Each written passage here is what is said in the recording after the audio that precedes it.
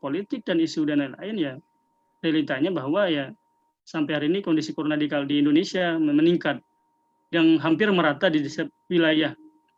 Bahkan kalau saya rapat aja istri saya nanya dulu, itu jangan lupa bajunya diganti bang, jangan lupa nanti anak ya, apalagi di tempat saya itu ada orang tua yang umurnya mungkin sudah di atas 60 dan lain-lain. Artinya menjadi suatu catatan bahwa ya kasus corona meningkat. Nah, ini menjadi beberapa hal yang saya diskusikan dengan kawan-kawan dalam pengkaderan, yang baik itu kawan-kawan di IPM, di IMM, maupun di Pemuda ya. Pertama, tidak ada tidak ada yang tahu ya, kita tidak tahu siapa yang terkena infeksi. Yang terinfeksi itu siapa? Kawan kita, atau ada ODP, ada apa, dan lain-lain. Ini menjadi sulit ya. Mau jaga jarak bagaimana ya, kalau diajak ngopi, gimana saja jaga jarak ya. Terus sulit mengumpulkan massa dalam jumlah besar, nah ini juga dibatasi oleh pemerintah. Lalu kondisi suatu wilayah dalam kategori merah atau oranye dilarang berkumpul, ini juga menjadi yang saya melihat bahwa menjadi masalah juga.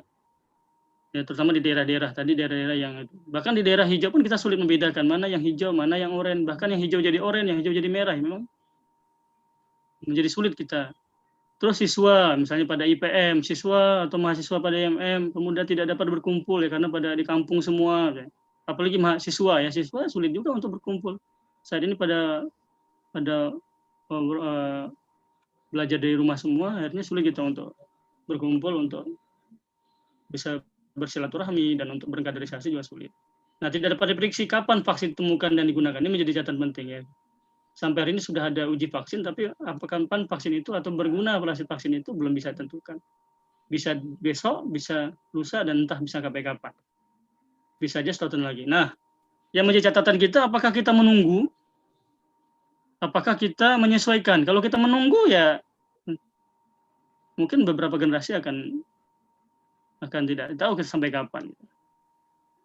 Atau kita menyesuaikan. Nah, ada berapa menyesuaikan, bagaimana menyesuaikannya dengan berapa hal. Nah, ini yang menjadi catatan saya, bahwa tentu saja syarat wajib sistem pengkaderan harus mematuhi kondisi pandemi COVID-19, yaitu bagaimana kita mematuhi protokol kesehatan. Mungkin bisa dibaca semua di keputusan Menteri Kesehatan ya.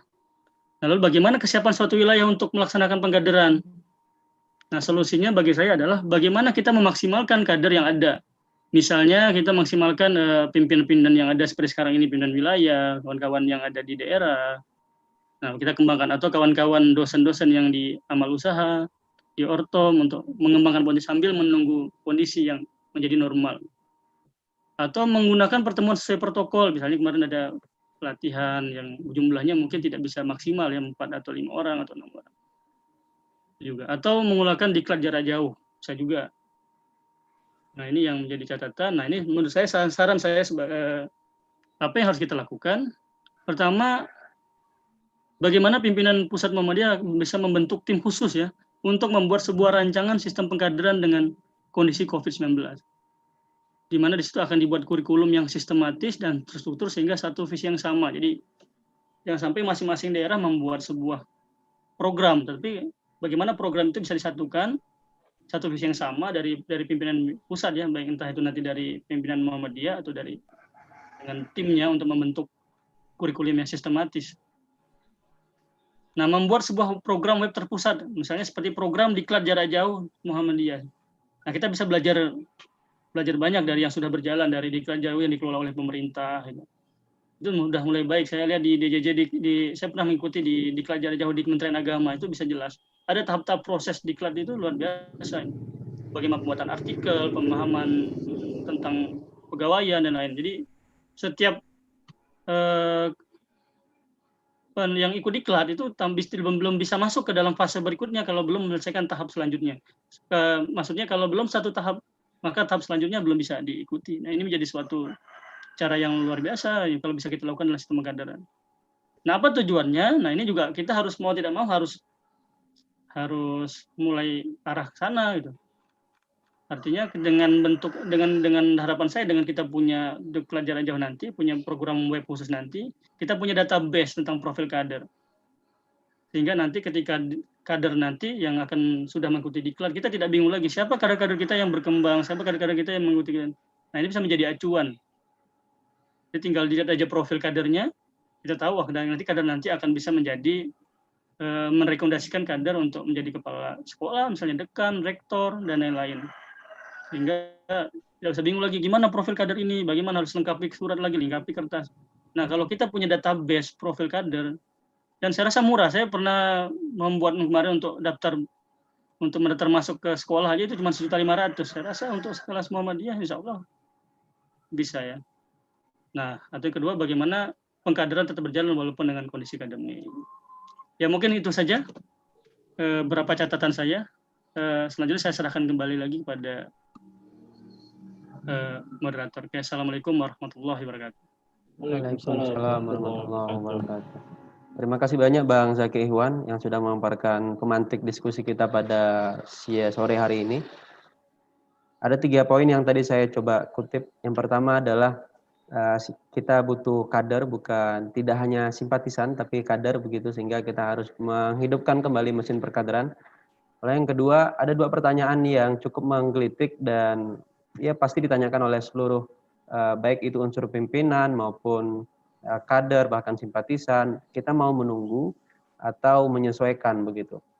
Karena perkaderan adalah sebuah kegiatan yang cukup inti, bahkan sangat inti dalam tubuh Muhammadiyah. Mungkin kita bisa menunda atau mereschedule kegiatan yang sifatnya seremonial. Tapi untuk perkaderan itu sendiri apakah sama seperti seremonial? Nah, ini nanti akan dipantik lagi oleh Pak Heriansah dan juga rekan-rekan khususnya Bang Supala dari pimpinan Pusat Pemuda Muhammadiyah. Lalu yang terakhir adalah usul dari Bang Zaki, yaitu untuk merancang sebuah perkaderan khusus. Mungkin best practice-nya bisa meniru diklat jarak jauhnya pemerintah atau DJJ pemerintah, yang dibuat berjenjang, dibuat ada kurikulum khususnya, dan lain segala macam. Baik, itu langsung saja kita lanjut kepada pembicara yang kedua, yaitu Pak Heriansah. Beliau Ketua Majelis Perkaderan Pendidikan Kader, Ketua Majelis Pendidikan Kader MPK Pimpinan Wilayah Muhammadiyah Kalimantan Barat, yang sekarang posisinya sedang studi S3 di UNY Jogja. Jadi sekarang sedang live jarak jauh dari Yogyakarta untuk tetap memikirkan bagaimana perkaderan Kalimantan Barat berjalan baik dan menghasilkan kader-kader yang berkualitas. Langsung saja Pak, dipersilahkan Pak Heriansah. Baik, terima kasih. Mawan Fadil. Assalamualaikum warahmatullahi wabarakatuh. Waalaikumsalam warahmatullahi wabarakatuh.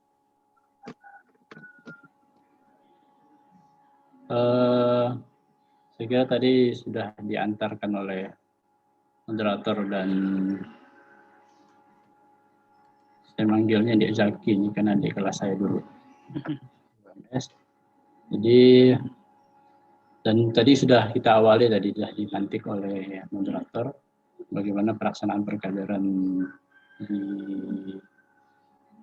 Muhammadiyah khususnya Kalimantan Barat sekarang. Saya bisa screen-nya, share screen-nya. Oke.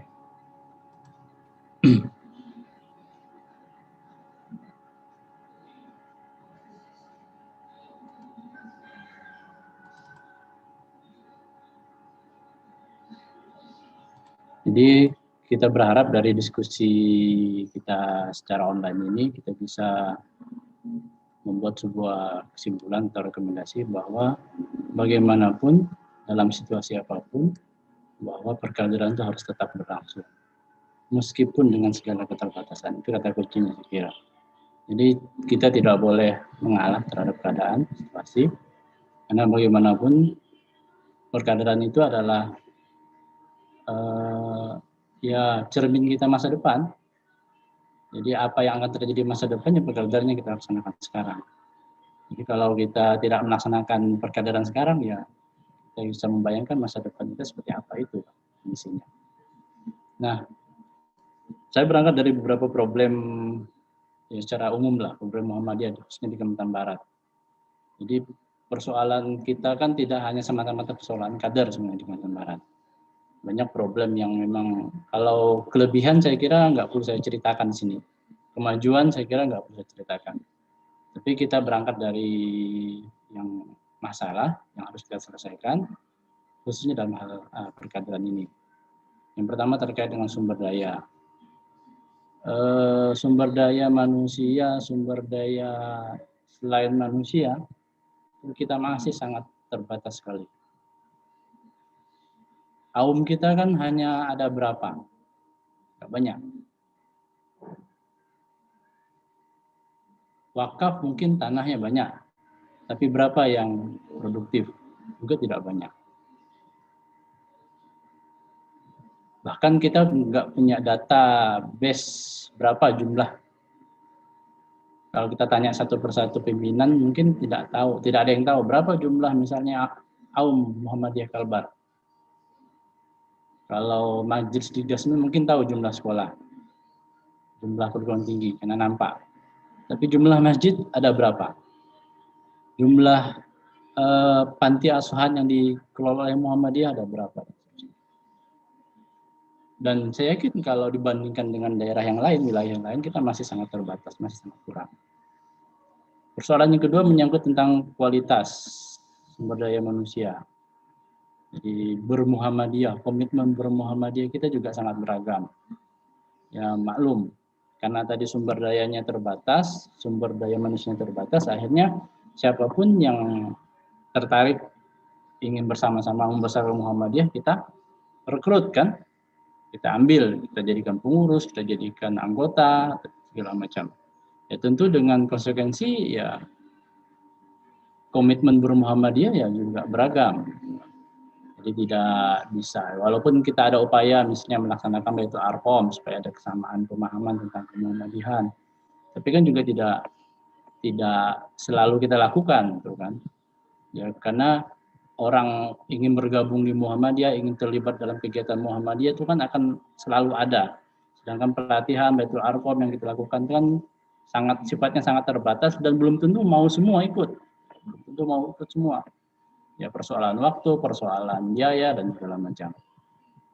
Kemudian kita berhadapan dengan tantangan eksternal yang barat, misalnya tentang teknologi informasi,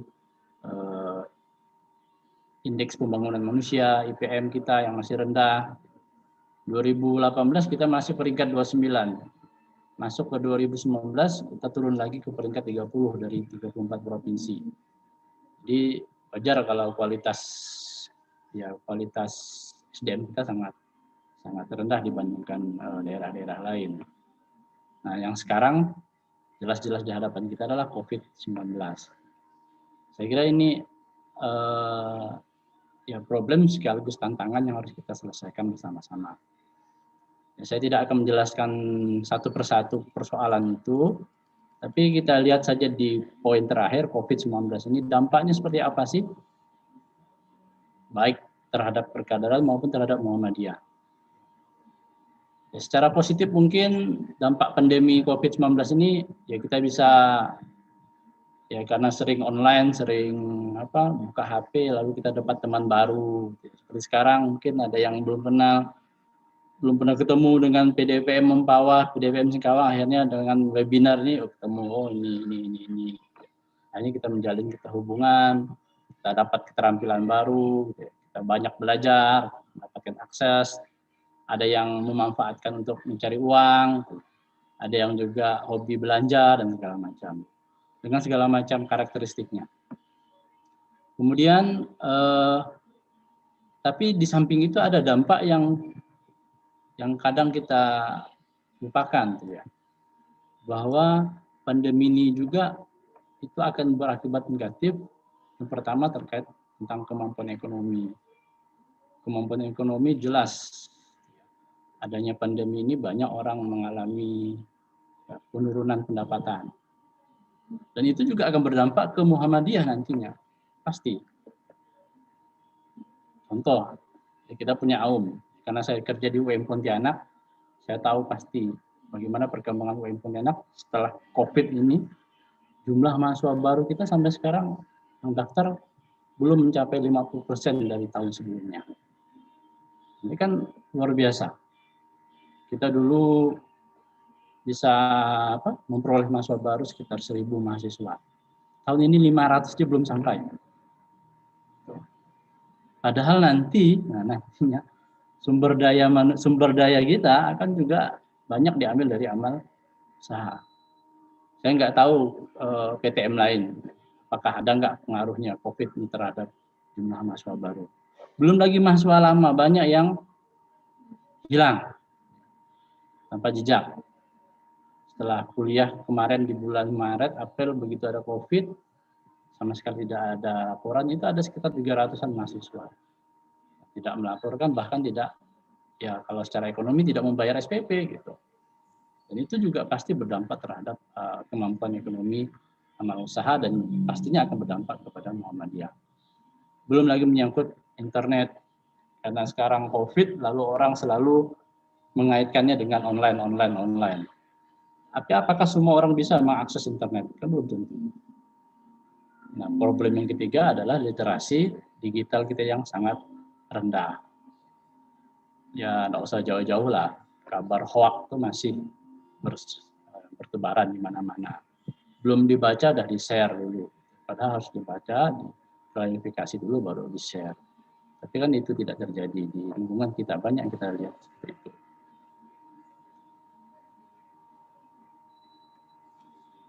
Nah,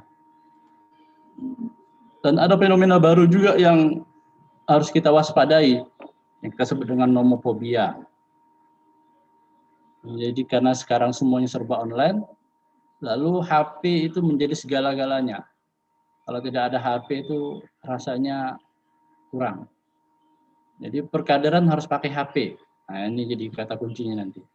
Jadi kalau tidak ada HP nggak bisa perkaderan.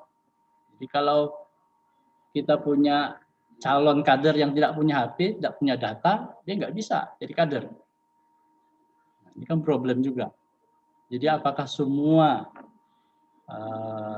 calon kader kita ini harus punya HP yang bagus, punya paket yang yang bisa mencukupi untuk perkaderan selama satu hari misalnya dan seterusnya. Kalau pemerintah kan enak, ya ada uang, ada anggaran, lalu dibantu beasiswa sekian, dosen dibantu sekian, guru dibantu sekian. Kalau kita kan nggak mampu, jadi ya mudah-mudahan ya siapa tahu ada ya, misalnya Ortom sanggup membiayai seluruh data peserta, data internet pesertanya. Itu juga harus menjadi perhatian bagi teman-teman yang akan melaksanakan perkaderan. Jadi sekarang telepon bukan hanya sebatas media pembelajaran, tapi juga kadang-kadang menjadi alat pengganggu. Seolah-olah belajar, tapi sebenarnya bukan belajar, tapi main HP, main game, nonton YouTube dan segala macam. Atau hanya cek-cek status orang dan segala macam. Nah, oleh karena itu juga problem kita sekarang bagaimana kita agar bijak menggunakan HP ini atau mobile phone ini supaya tidak menjadi masalah kemudian hari. Nah, dengan adanya COVID ini, maka aktivitas kita yang rutin kita lakukan tentu berubah semuanya. Kita mengenai istilah work from home, ibadah di rumah, PJJ, kelas online, protokol kesehatan, new normal, dan segala macam. Yang semuanya sebenarnya berubah dari yang rutin yang kita lakukan berubah seperti sekarang. Tapi ada satu yang tidak boleh diubah, yaitu perkaderan. Jadi perkaderan harus tetap berjalan dengan situasi apapun, saya katakan tadi, dengan segala keterbatasan, ya tentu dengan cara yang berbeda dengan sebelumnya. Tapi ia tetap harus dilaksanakan. Ya tentu karena ada perubahan, ya mau tidak mau kita harus menguras pikiran bagaimana merumuskan perkaderan yang berjalan ini. Nah, dalam SPM 2015 itu kan perkaderan ada dua, perkaderan yang utama dan ada perkaderan yang fungsional. Kalau utama itu kan jelas sistemnya baku, materinya jelas, karena dia penanaman nilai-nilai visi, nilai-nilai ideologis, sistem aksi gerakan Muhammadiyah, sehingga dapat membesarkan Muhammadiyah ke depan. Kita di level Muhammadiyah dikenal istilah Darul Arqam, Baitul Arqam. Kalau pemuda mungkin dengan istilah yang berbeda, IMM dengan istilah yang berbeda. Tapi semua level pimpinan baik di tingkat Muhammadiyah maupun di tingkat Ortom punya perkadaran utama ini. Yang kedua, perkadaran fungsional. Nah, ini yang sebenarnya yang bisa kita galakkan pada situasi sekarang yang sifatnya fleksibel. Perkadaran fungsional. Jadi yaitu pelatihan atau kegiatan kaderisasi yang dilaksanakan dalam bentuk pendidikan, pelatihan, khusus, kajian intensif yang terstruktur, namun tidak ditetapkan standar kurikulum secara baku. Jadi pengelola atau pelaksana bisa mengembangkan sendiri kurikulumnya bagaimana melaksanakan perkadaran yang sifatnya fungsional. Tentu tetap tujuannya adalah untuk melakukan kaderisasi. Jadi tidak boleh juga pelatihan perkadaran fungsional lalu tidak ada sangkut pautnya dengan perkaderan. Nah, bentuknya macam-macam. Kalau di buku itu dituliskan sekolah kader, pelatihan instruktur, dialog indiopolutor, pelatihan, pengajian pimpinan, pengajian khusus, dan segala macam. Nah, kalau menurut saya di era pandemi sekarang, ya bisa kita ubah, bisa kita sesuaikan. Ya, tidak harus seperti yang ditera dalam buku perkaderan yang ditulis masing-masing itu. Bisa dalam bentuk kombinasi misalnya, atau murni online misalnya, waktunya bisa serial, maka ada istilah web series dan segala macam. Gitu ya. Nah, di sana dibutuhkan yang namanya inovasi dan kreativitas. Contohnya, ini contoh yang saya buat misalnya kalau di bidang penanaman ideologi kemuhammadiyahan misalnya atau al-Islam, kita bisa mungkin melaksanakan pelatihan dakwah digital misalnya, atau sekolah pemikiran yang sifatnya berseri, seri 1, seri 2, seri 3, dari tokoh A atau tokoh B, atau melakukan pendidikan anti korupsi secara online. Di bidang pengembangan informasi teknologi misalnya, kita bisa mengadakan, nah ini kemarin sempat dibahas ramai dalam minggu terakhir kan, temuan ternyata biaya APBN lebih besar untuk membiayai kegiatan influencer dibandingkan penelitian COVID-19. Ternyata pekerjaan influencer itu lebih penting dalam situasi sekarang menurut negara. Kenapa tidak Muhammadiyah, IPM atau IMM mengambil peran sana ya, walaupun ada sisi negatifnya tadi yang gitu. Tapi kan kita melepaskan dari hal-hal yang sifatnya negatif tadi yang kita sebutkan tadi, negara lebih mementingkan influencer dibandingkan menyelesaikan COVID-19. Saya kira itu persoalan lain, tapi suka tidak suka kita meyakini bahwa influencer itu penting dalam dunia digital sekarang. Sosmed spesialis, ahli sosial media, content writer, dan segala macam. Saya kira ini bisa dilaksanakan secara online, nggak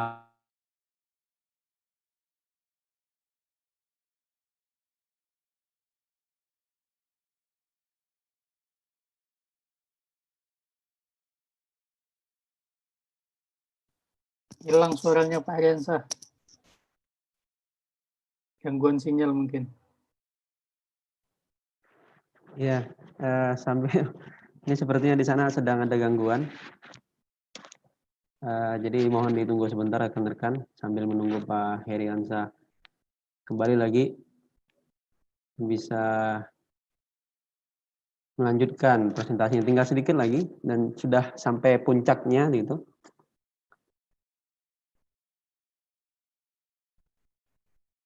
Baik, rekan-rekan, sambil menunggu Pak Heriansa kembali terhubung bersama kita. Ini sudah gabung lagi sepertinya Pak Heriansa. Monitor, Pak. Nah, ini salah satu kendala dan tantangan yang teknis. Kalau misalnya kita melakukan perkaderan secara daring gitu. Tiba-tiba hilang. Iya. Nah, barista kan beberapa ahli mengatakan bahwa pekerjaan yang tidak akan hilang tuh ya di bidang makanan, karena orang akan selalu makan.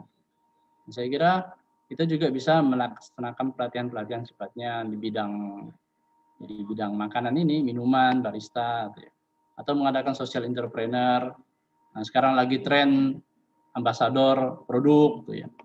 Saya kira itu juga bisa dimainkan oleh teman-teman di Ortom atau di amal usaha. Jadi ya di era sekarang hal-hal seperti itu tidak, ya kita nggak masuk bicara apa boleh atau tidak boleh, ya itu urusan majelis tarjih lah nanti. Oh, nggak boleh jadi bintang iklan Pak, itu urusan lain. Yang penting bahwa di era sekarang pekerjaan-pekerjaan itu sangat menjadi pilihan bagi banyak kaum milenial kan. Suka tidak suka, saya kira teman-teman juga harus mengambil peran di sana. Nah, yang sekarang menjadi problem utama adalah pekerjaan utama, yaitu Arkom, Darul Arkom, kalau IMM ada DAD, DAM, DAP, itu ya, Taruna Melati dan seterusnya. Nah, karena perkaderan utama itu kalau dalam perkaderan persyarikatan itu kan dari kata-kata bait, dar, rumah. Rumah itu kan ya di rumah itu kan interaksi yang intensif, harus tatap muka, harus ketemu langsung. Nah, itu jadi persoalan. Tapi menurut saya kalau karena pandemi ini berkepanjangan dan tidak tahu kapan selesainya, ya mengapa tidak kita laksanakan dengan tahapan yang sangat-sangat ketat. Kenapa tidak? Misalnya jumlah peserta kita batasi. Jadi sekarang enggak lagi tren lah kalau mau jumlahnya 30 bangga, 40. Jumlahnya 5, 10 cukup. Kan kalau dalam satu rumah misalnya 5 orang, 10 orang kan enggak apa-apa. Jadi perkaderan bisa dilakukan oleh teman-teman IPM, IMM dengan jumlah yang sangat terbatas tadi. Pak, kader kita kan banyak Pak. Ya udah bertahap. Bulan ini 5 orang atau 10 orang di rumah siapa. Bulan depan di mana. Jadi dibatasi. Ya, bila perlu pesertanya dirapit dulu supaya menghindari hal-hal yang tidak diinginkan ya. Ya intinya kalau dia sehat, ya, tidak demam ya udah boleh. Tapi kalau udah mulai ada gejala batuk, pilek, udah dipulangkan. Jadi dalam hal ini protokol kesehatan kita harus betul-betul kita laksanakan. Ya walaupun misalnya ada kendala, ada hasil yang tidak maksimal, saya kira ya karena ini adalah hal yang sangat penting, urgen, ya tetap kita laksanakan dengan segala keterbatasan tentunya. Ya tentu ini ya perlu diskusi lebih panjang lah bagaimana merumuskan perkaderan utama yang betul-betul menyesuaikan dengan kondisi pandemi sekarang. Nah oleh karena itu saya ada beberapa catatan terkait perkaderan ke depan, khususnya dalam era new normal sekarang ini. Yang pertama, ya tetap transfer of value itu penting, penanaman nilai-nilai. Yang kedua adalah efisiensi dan produktivitas. Jadi ingat, perkaderan itu bukan semata-mata kegiatan formalitas, tapi bagaimana kita melaksanakan kegiatan yang formal ini dengan sumber daya yang sangat-sangat efisien. Ya. Jadi tidak ada lagi hal-hal yang dibuang-buang lah, dan produktif, menghasilkan. Saya kira kalau dengan jumlah tadi 5 sampai 10 orang dikumpulkan, instrukturnya mungkin cukup 3 atau 4 orang, saya kira itu akan produktif lah dibandingkan dengan jumlah yang banyak. Jadi istilahnya daripada banyak lalu yang jadi hanya 5 atau 6. Nah, yang ketiga, ini saya kira penting sekali, perkaderan juga diupayakan dalam era sekarang adalah perkaderan yang berwawasan kewirausahaan. Bagaimana membuat kader itu mandiri. Saya kira ini yang paling penting sekali. Jadi tidak sekedar hanya mengajarkan tentang teori kepemimpinan, karena itu pasti dalam perkaderan, tapi juga bagaimana menanamkan nilai-nilai kewirausahaan. Karena tantangan sekarang tadi saya katakan, salah satu akibat terbesar dari COVID ini adalah persoalan ekonomi. Maka bagaimana kita juga ya membangun kader kita yang punya kemampuan ekonomi yang baik. Ya, saya kira dengan perkaderan yang berwawasan kewirausahaan ini, saya kira kita akan menanamkan nilai-nilai usaha, kemampuan juang, kemampuan berkomunikasi dan segala macam. Saya kira ini sangat penting. Nah, oleh karena itu penting juga dilakukan yang namanya penyesuaian, diversifikasi kurikulum. Jadi tentu beda kalau yang dihadapi yang muda, yang mahasiswa, yang pemuda, ya, tetap harus kita perhatikan. Teori generasinya itu dipakai. Kalau di level persyarikatan mungkin kan yang dihadapi bapak-bapak ya orang-orang tua tuh ya. Jadi ya mungkin metode-metode klasik masih penting, masih dipakai.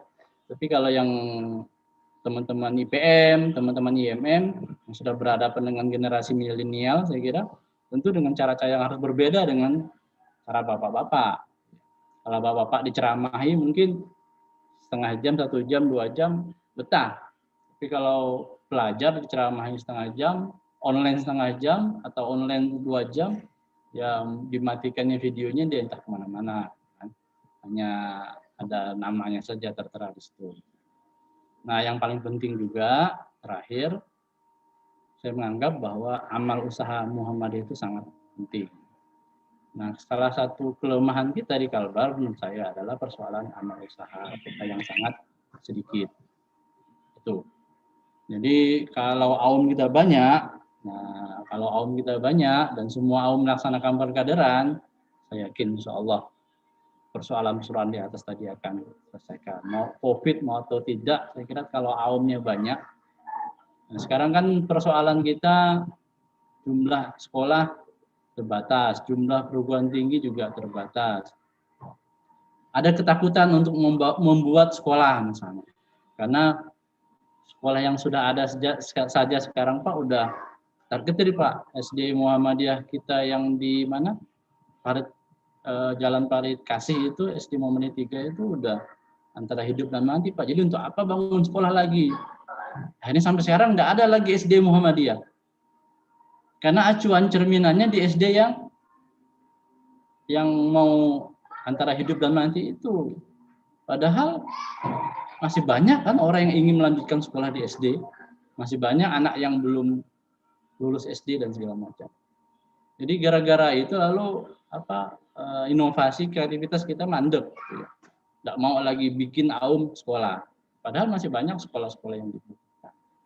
Saya kira itu juga penting sekali karena ke depan saya melihat selain ortom, kader-kader kita juga akan banyak diisi oleh orang-orang yang lahir dari alumni-alumni amal usaha Muhammadiyah, khususnya aum pendidikan.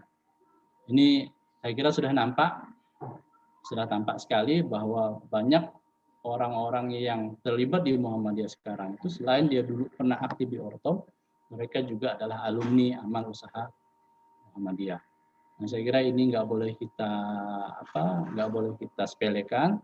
Aum itu perannya sangat penting, maka jumlah aum diperbanyak.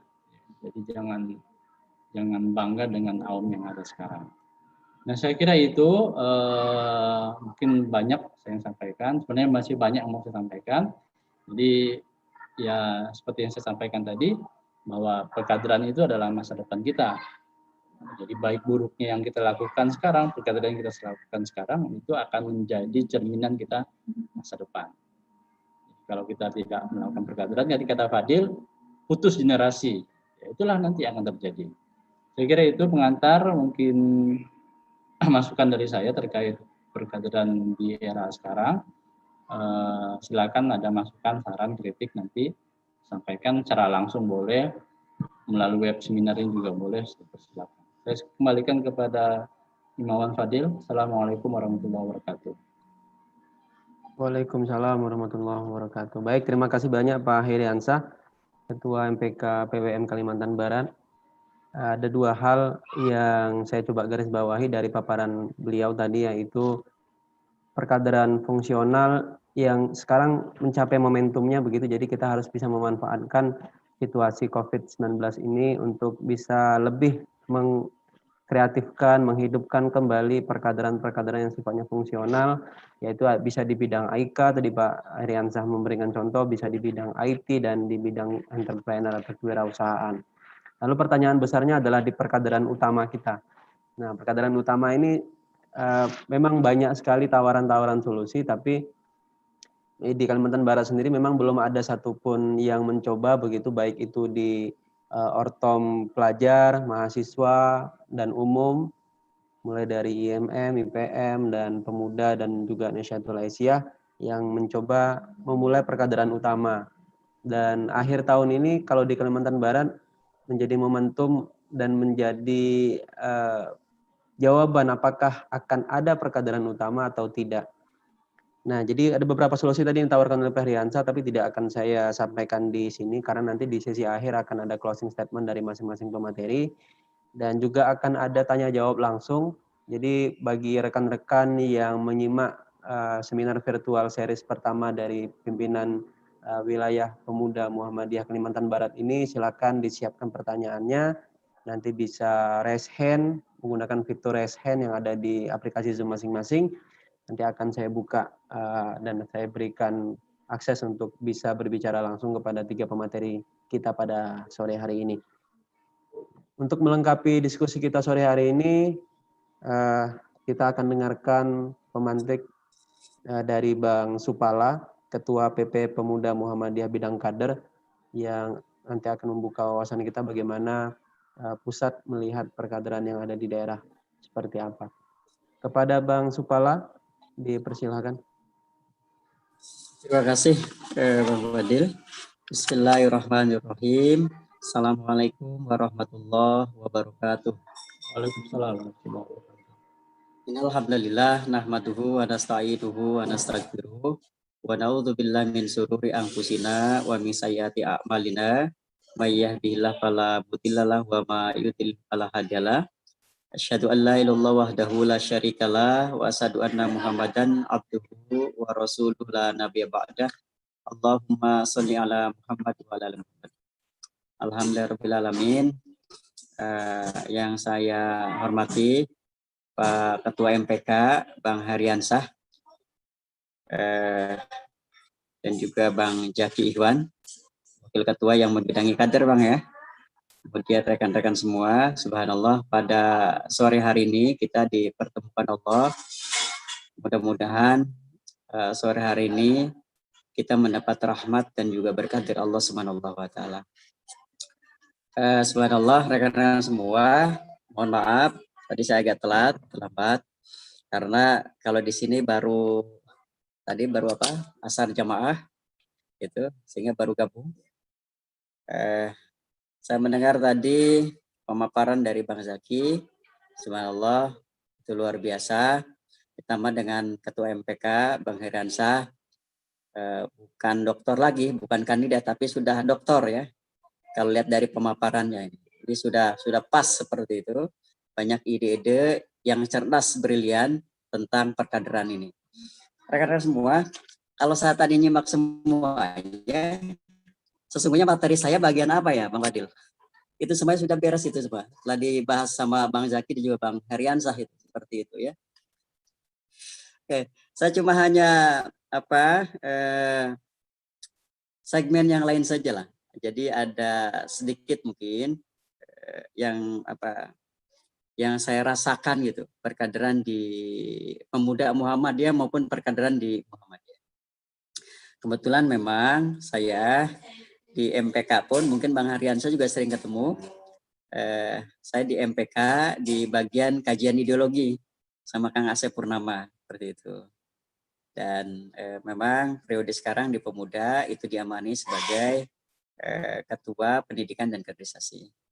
Rekan-rekan semua, saya bangga sebetulnya. Ini luar biasa Kalimantan Barat ini. Ini banyak kader-kader yang disekolahkan di Jawa gitu.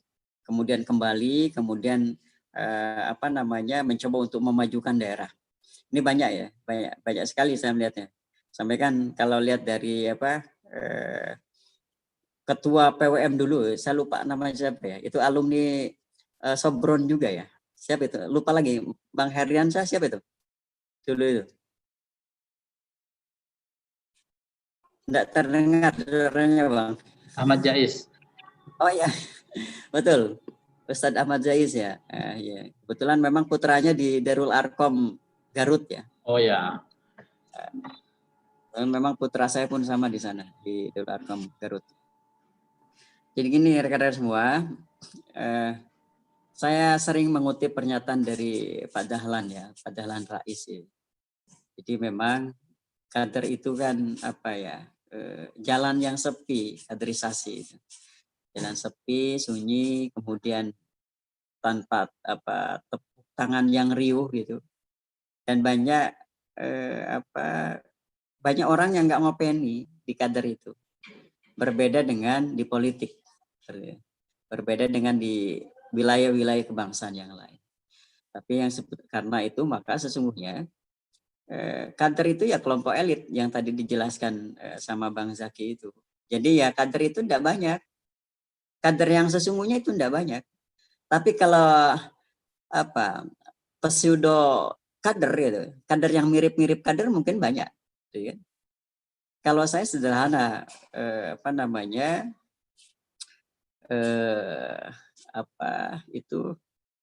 melihatnya ini. Kalau luar biasa misalnya sudah mulai dari Baitul Arqam dasar atau Darul Arqam dasar sampai ke paripurna, hatam betul itu perkaderan itu. Teorinya luar biasa, tapi tidak merefleksi pada kehidupan nyatanya. Seperti itu. Lah itu yang saya sebut dengan mungkin ya disebut dengan kader tanda kutip. Itu kan banyak sekali Bang Herian sehari ini, gitu ya. Banyak betul gitu kan. Nah karenanya maka penting sekali kita mencoba untuk meneguhkan kembali gitu. Kalau misalnya hari ini adalah tentang pandemi gitu, bagaimana sih pola perkaderan pada saat pandemi? Apa tadi misalnya yang telah digagas oleh Bang Heriansyah selaku Ketua MPK, saya cukup dan sangat bagus sekali dan kita bisa aplikasikan itu, ide-ide itu gitu. Kan selama ini kita banyaknya berdebat dalam wacana. Memang di angkatan muda Muhammad itu pintar-pintar masalah teori. Hebat betul, seperti itu. Gitu. Nah, kalau misalnya saya kutip ya, sepi ing pamrih rame ing gawe gitu, bahasanya kayak Jama Dahlan. Itu kadang kita berkaca pada pribadi masing-masing. Sederhana saja, misal gini Bang Zaki. Kita mengadakan misal Baitul Arqam. Berapa persen? Rekan-rekan kita yang 100% itu mengikuti. Apalagi Qiyamul Lailnya. Pada saat Qiyamul Lail, tahajud itu cuma beberapa orang. Gitu. Bubar semua. Dalam artian tanda kutip ya. Artinya bahwa ini merupakan satu muhasabah kita. Kita ini luar biasa masalah teori. Kita mampu gitu. Mencoba mendesain gitu. Luar biasa sekali. Banyak gitu teori-teori yang kita hasilkan gitu. Grand desain perkaderan luar biasa gitu. Tapi implementasi atau aplikasi itu dan hasilnya itu sangat minim sekali, Nah karenanya maka kami di pimpinan Pusat Pemuda Muhammadiyah itu, insya Allah gitu, tetap kalau sistem perkaderan pemuda itu tetap kita sempurnakan. Nah kita memiliki dua orientasi besar gitu.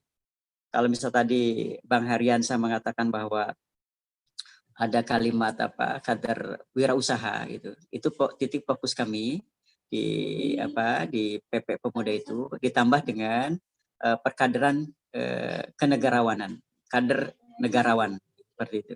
Nah, hari ini memang kadang kita ini banyak yang belum bisa menjadi sosok-sosok negarawan. Padahal profil kader profil kader kita dari tokoh-tokoh yang kita banggakan di Muhammadiyah maupun di Pemuda Muhammadiyah itu begitu banyak. Itu begitu banyak yang harus kita ambil gitu ibrohnya itu dan kita implementasikan dalam kehidupan nyata itu. Seperti itu. Nah, dalam mencapai itu semua gitu, kita kan pernah dengar nama pelopor, pelangsung dan penyempurna. Itu kan AMM ya. Kita mencoba gitu. Mencoba menjadi pelopor, pelangsung dan penyempurna gerakan Muhammadiyah ini ke depan. Kita ini adalah para sosok-sosok pimpinan Muhammadiyah masa depan. Ya kan? Seperti itu. Subhanallah gitu. Tapi itu semua saya agak pesimis. Saya agak pesimis itu bisa terwujud. Nah, kenapa bisa demikian? Kalau misalnya kita belum bisa memantaskan pribadi kita masing-masing. Menjadi pribadi-pribadi yang soleh.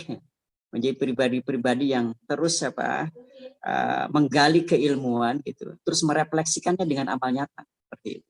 Nah karenanya maka dalam hal perkaderan utama maupun fungsional itu kan di perkaderan utama itu ada perkaderan formal ya, ada perkaderan informal maupun non formal.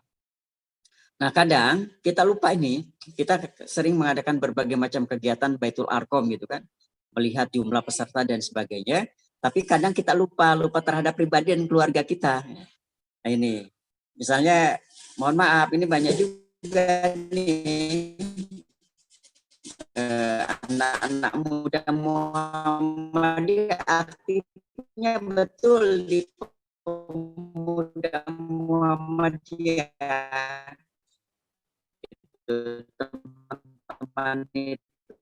Tapi pas anaknya itu disekolahkannya justru bukan di sekolah Muhammadiyah, bukan di Aum Muhammadiyah. Nggak tahu tuh kalau misalnya di Kalimantan Barat atau di Pontianak gimana tuh? Apakah sama seperti kader-kader militan pemuda atau AMM yang lain, atau ayahandanya atau misalnya ibundanya itu semua anak-anaknya itu bersekolah di sekolah-sekolah Muhammadiyah dan Aisyah. Karenanya maka saran saya kita mencoba untuk mematlaskan pribadi kita, gitu. Terus kita gali tentang keilmuan, tentang Muhammadiyah, tentang kaderisasi dan sebagainya, refleksikan dalam keluarga kita. Seperti itu. Saya kira misalnya tadi ada Baitul Arkom keluarga Muhammadiyah. Saya kira ini sangat bagus. Misalnya nanti pas bangun malam, qiyamul lail, kan itu bisa juga dengan Zoom itu Bang Jaki, gitu kan? Ini Bang Heriansyah itu bisa, apalagi kan saya memperhatikan betul di PP itu di Majlis Tarji, itu bahkan online ya, bisa online sholat Jumat. Mungkin kenal ya Pak Heriansyah, beliau di Majlis Tarji itu alumni DA Darul Arkom. Terus saya perhatikan Jumatnya masih apa? Masih online gitu kan, bisa ya seperti itu. Apalagi cuma hanya kita Baitul Arkom dengan qiyamul lail atau tahajud itu. Begitu. Saya kira bisa. Misalnya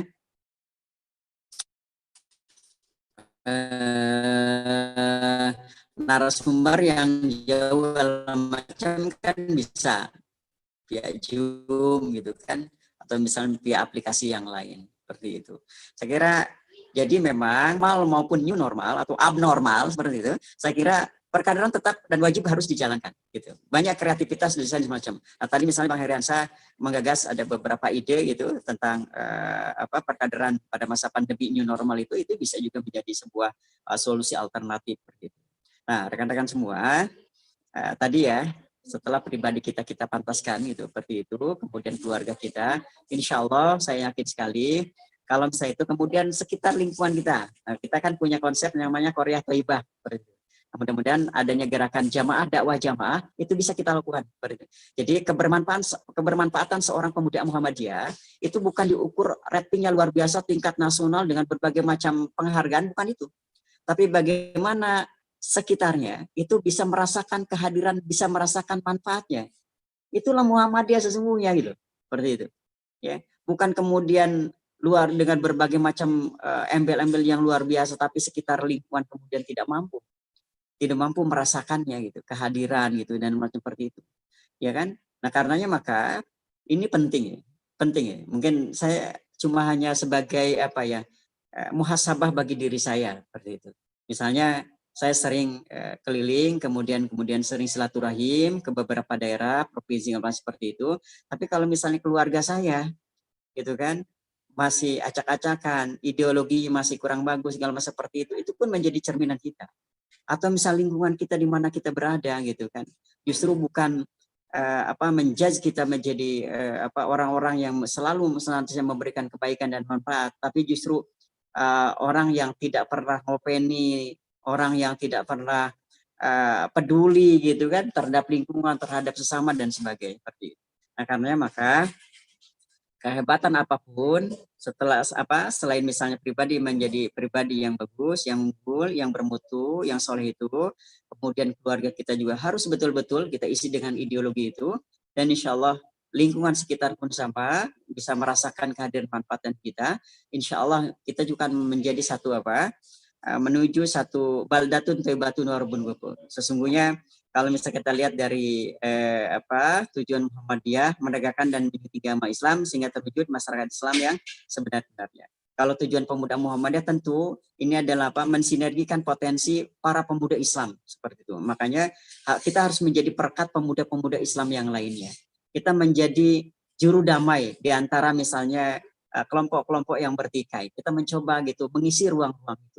Nah, saya sangat mengapresiasi ya. Contoh misalnya di provinsi Babel itu diadakan sekolah kader gitu. Nah, makanya mudah-mudahan di Kalbar pun itu kita mencoba gitu. Kita coba itu. Kalau misalnya saya tadi lihat pemaparan dari Bang Haryansyah, ternyata kan yang kurang dari kita database ya, Bang. Database misalnya berapa sih sesungguhnya kader yang kita miliki gitu, yang telah kita kadar gitu dengan berjenjang itu, baik itu Baitul Arkom tingkat dasar gitu, menengah maupun sampai ke tingkat paripurna. Atau misalnya berapa sih yang kita punya instruktur daerah kita, gitu kan? Apakah kita pernah melakukan pelatihan instruktur? Kita coba misalnya mencoba untuk mendesain dan sebagainya. Nah, informasi saja, insya Allah nanti pimpinan Pusat Pemuda Muhammadiyah itu kan kita akan mengadakan rakornas ya, 3 bidang itu, bidang dakwah, bidang organisasi, dan bidang kader seperti itu. Nah, salah satu poin yang penting yang akan diangkat itu tentang sahadah. Tentang sahadah, bagaimana nanti misalnya sahadah itu kita betul-betul harus betul-betul menjadi salah satu tolak ukur. Nanti bisa online lah itu, artinya bahwa bisa dicek datanya gitu. Apakah misalnya angkatan ini siapa aja itu ada, kemudian misalnya di printnya langsung misalnya dengan aplikasi, ya, bisa langsung seperti itu. Ya, aplikasi sahadah. Oh ya, siapa aja yang telah lulus di situ bisa terlihat dan macam. Jadi tidak ada tuh nanti pas event musyawarah permusyawaratan sahadah jadi-jadian. Jadi bisa bisa langsung oh iya misal ditandatangani dicap seperti itu kan banyak Bang, jadi ujuk-ujuk jadi pimpinan gitu, padahal kan kita tidak tahu itu kaderisasinya dari mana, itu banyak itu, sehingga pimpinan seperti itu tatkala jadi mereka bukan ngopeni kader gitu, sehingga mereka justru itu sahwat-sahwatnya itu melaksanakan keinginan-keinginan dan sebagainya seperti itu, jadi kurang bagus, sehingga barisan sab daripada pemuda Muhammadiyah, AMM maupun Muhammadiyah itu terlihat kurang bagus sabnya, acak-acakan dan sebagainya. Kita mencoba untuk menjadi betul-betul kader-kader kita itu kader-kader yang terorganisir rapi. Insya Allah mudah-mudahan. Mulai dari ideologinya, paham keagamaannya harus betul-betul gitu. Karena apa? Karena saya melihat yang namanya pemuda Muhammad itu dari berbagai macam unsur. Gitu. Bahkan yang dari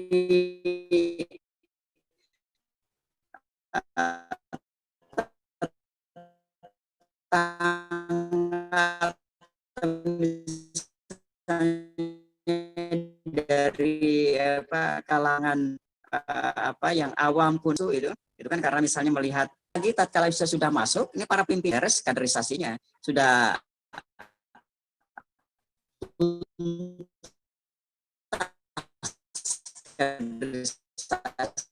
sampai paripurna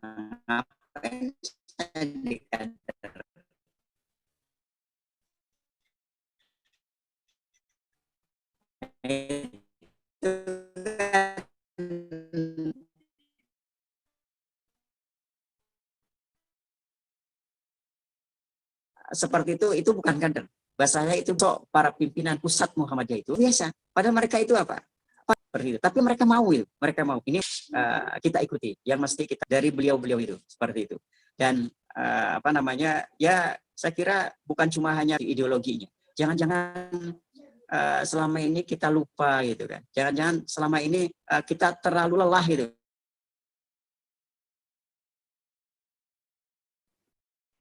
Baik rekan-rekan, akhirnya sinyal Bang Supala salah juga. Masih ada? Ada Bang Adil, halo? Siap Bang Supala. Tadi ada kendala teknis sedikit Bang, jadi sinyalnya Bang Supala terpantau agak putus-putus begitu, tapi mudah-mudahan tidak mengurangi esensi dan maksud yang mau disampaikan. Kalau masih ada silakan dilanjut Bang Supala.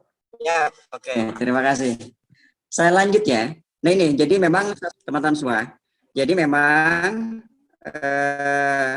sosok-sosok itu, profil-profil kader dari tokoh-tokoh kita, dari ayahanda kita atau ibunda-ibunda kita untuk mengambil ibroh dari mereka itu, seperti itu. Saya kira pemuda Muhammadiyah harus terus gitu bukan cumanya dari dari sisi teori, tapi kita coba untuk mengaplikasikan atau mengimplementasikan kaderisasi gitu. Jadi kalau misalnya tadi pertanyaannya adalah bagaimana urgensi sistem kaderisasi Muhammadiyah pada masa kondisi pandemi, kita memiliki tajdid ya. Insya Allah Angkatan Muda Muhammadiyah itu pintar, cerdas gitu, mampu mendesain gitu. Tidak kalah dengan keadaan, tapi kita mencoba untuk merubah keadaan itu menjadi keadaan yang lebih baik seperti itu, gitu kan? Karena kita setelah teruji dari berbagai macam fase ya. Kalau misalnya kita lihat misalnya Muhammadiyah didirikan itu kan sebelum kemerdekaan gitu, masa kolonial gitu. Kemudian juga masa kemerdekaan, masa reformasi gitu, orde lama, orde baru, reformasi dan sebagainya gitu. Jadi kita telah teruji dengan berbagai macam tantangan zaman dan sebagainya. Insya Allah Muhammadiyah mampu melampaui zamannya itu. Insya Allah saya kira. Insya Allah pandemi ini mencoba menjadi kita terus gitu menjadikan kader-kader kita itu menjadi kader yang bukan cuma hanya kuantitatif. Jadi menjadi kita tahu bahwa di sana kan bagaimana misalnya MPK misalnya itu kan ada mencoba menggerendesain apakah kader-kader kita ini menjadi kader yang kader persyarikatan, apakah menjadi kader keumatan, kebangsaan, atau misalnya Buya Syafi'i menambah satu adalah kader kemanusiaan seperti itu. Nah, saya kira ini juga harus betul-betul dipetakan gitu. Makanya perlu sekali kita memiliki database. Dipetakan dengan sebaik mungkin seperti itu. Jadi tidak sama-sama kemudian sekarang euforianya kebangsaan akhirnya masuk ke ranah politik semua seperti itu. Tidak mungkin seperti itu. Makanya kita harus betul-betul memahami, oh ya ini si A misalnya itu sangat bagus untuk persyarikatan. Maka jadikan si A itu sampai ke tingkat yang lebih yang sangat tinggi di persyarikatan. Apakah misalnya di struktur, apakah misalnya di AUM dan sebagainya. Atau misalnya si B ini sangat bagus di wilayah kemanusiaan. Teruskan gitu ya. Atau misalnya di sisi kebangsaan ya, atau di sisi kemanusiaan seperti itu. Dan lain sebagainya. Harus bisa memetakan. Inilah tugas-tugas wakil ketua bidang pendidikan dan kaderisasi saya kira seperti itu ya, menggerendesain seperti itu. Dan juga jangan lupa kita juga harus bukan sinergi tapi samina watona juga terhadap kebersamaan kita gitu. Kalau misal bahasa itu majelis bersama ortom itu, AMM itu seperti itu.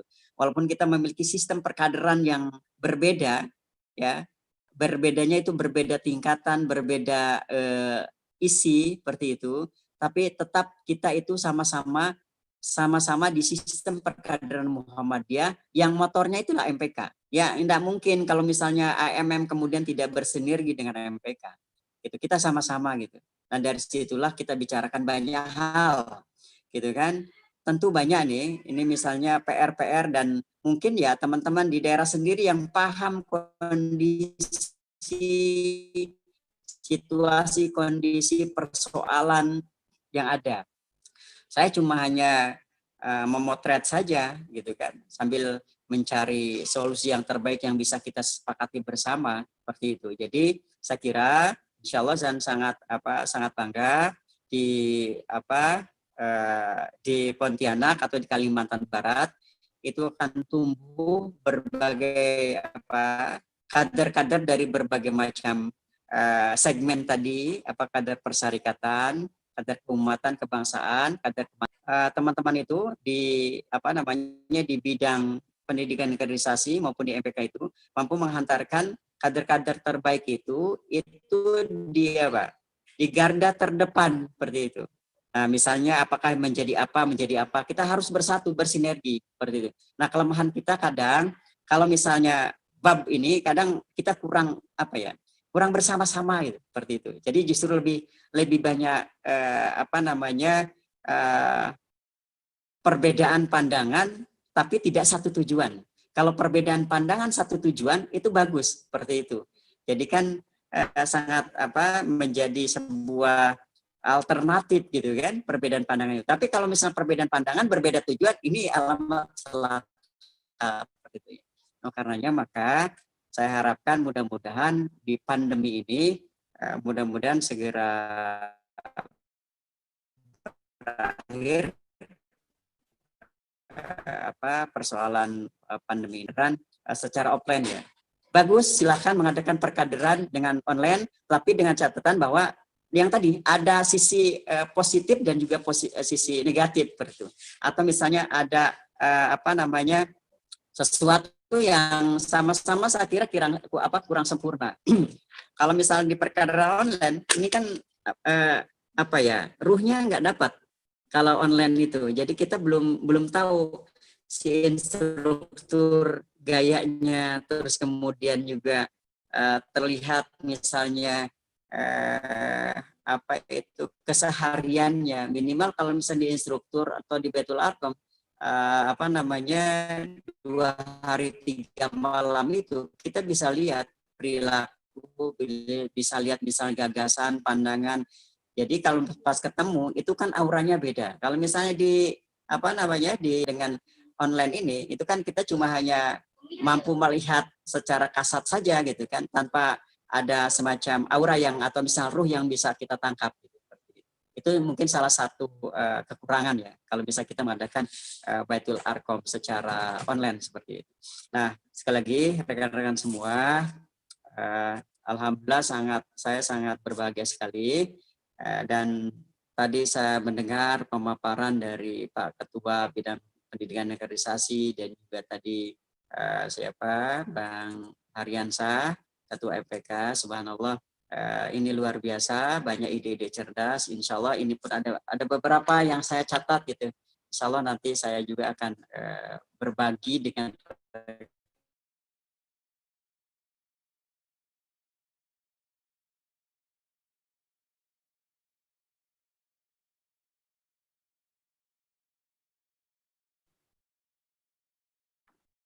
Monitor Bang Supala, bisa kedengaran Bang? Di kita terputus ini. Sementara mungkin itu Bang Fadil, mohon maaf apabila ada hal-hal yang kurang berkenan. Assalamualaikum warahmatullahi wabarakatuh. Waalaikumsalam warahmatullahi wabarakatuh. Baik, terima kasih banyak Bang Supala yang sudah menyampaikan pemantik materi terakhir di seminar virtual kita hari ini. Banyak sekali pointer-pointer yang bisa saya dapatkan dari Bang Supala ini, dan yang paling berkesan adalah perkaderan wajib jalan dengan cara-cara yang kreatif dan inovatif begitu. Jadi tidak ada alasan begitu untuk tidak melakukan perkaderan, baik itu formal maupun informal, karena perkaderan itu harus tetap jalan, karena mengutip kata Pak Dahlan Rais, memang perkaderan adalah jalan yang sunyi, jalan yang tidak mau banyak orang yang menggarap, ngopeni kader dan lain segala macam, tapi dari sinilah muncul nanti para pembaharu, para penyempurna amal usaha dan lain segala macam. Dan satu hal lagi yang menarik yang disampaikan oleh Bang Supala adalah kalau kita melihat sejarah bagaimana Muhammadiyah beserta ortom-ortomnya ini menyebarkan dakwah Islam di Indonesia, kita sudah melalui banyak sekali fase dan sudah teruji. Nah, ini yang saya juga pribadi diingatkan kembali oleh Bang Supala. Oh iya ya, mengapa kita sekarang malah down gitu? Mengapa kita sekarang berpikir sudahlah kita diam-diam saja, padahal mungkin lebih mencekam situasi G30 SPKI begitu.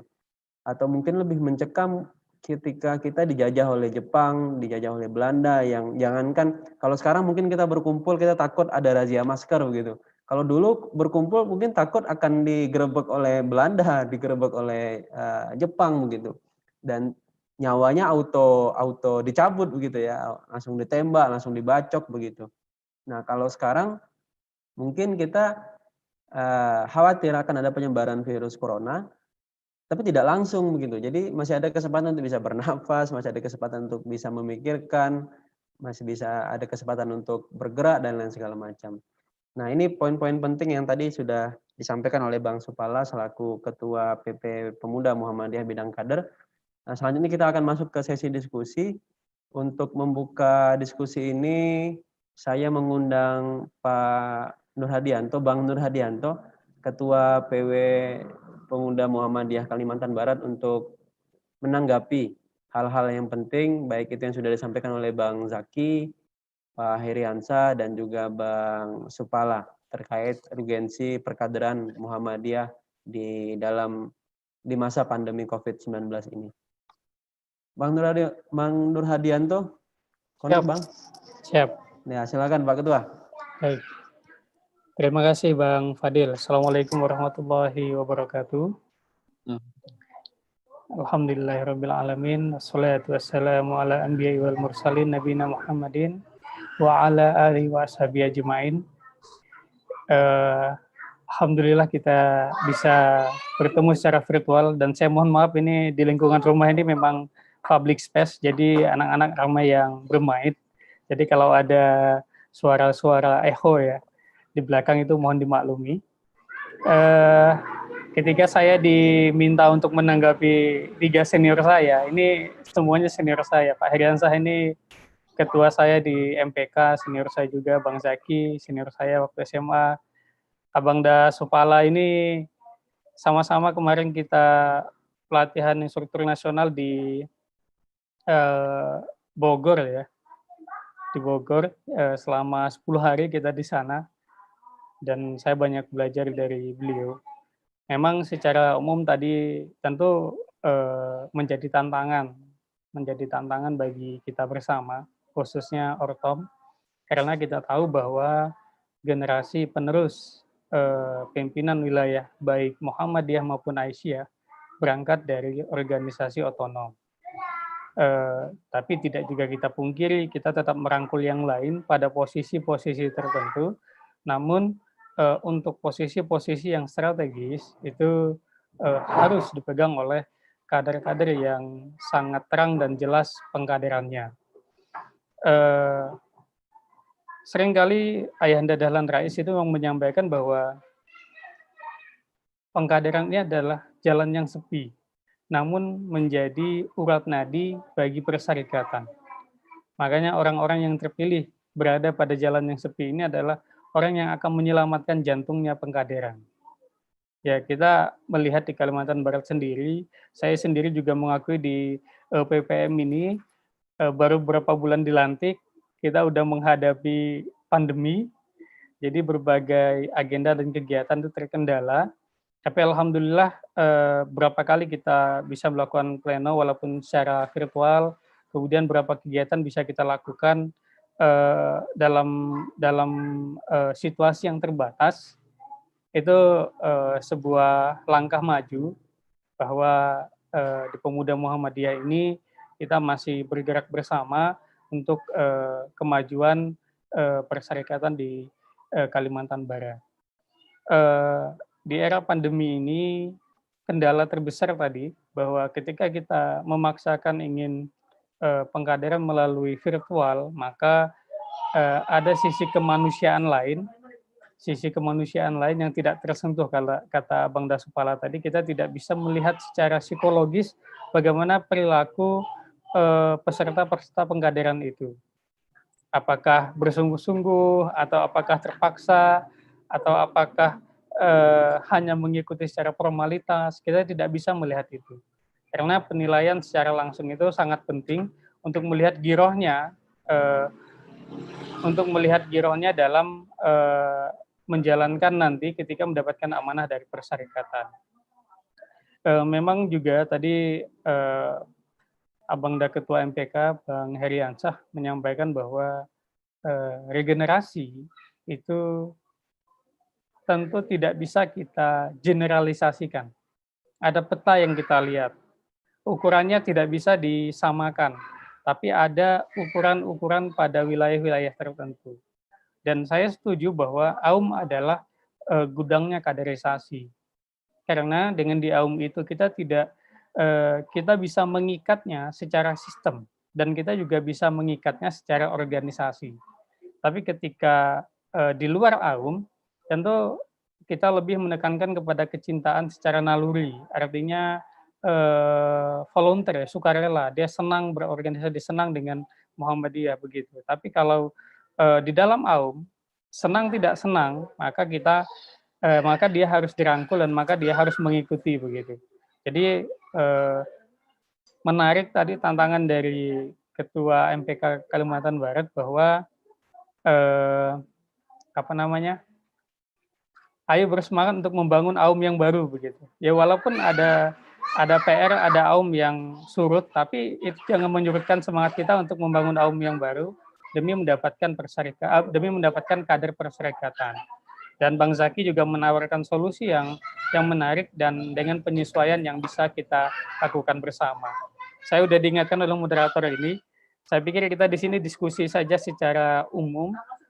Mudah-mudahan insya Allah kalau tidak ada halangan saya awal bulan September nanti sudah pulang.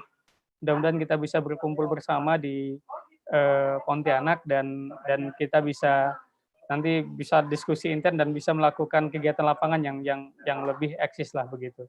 Terima kasih, saya kembalikan kepada moderator. Fastabikul khairat. Baik, terima kasih Bang Nur Hadianto.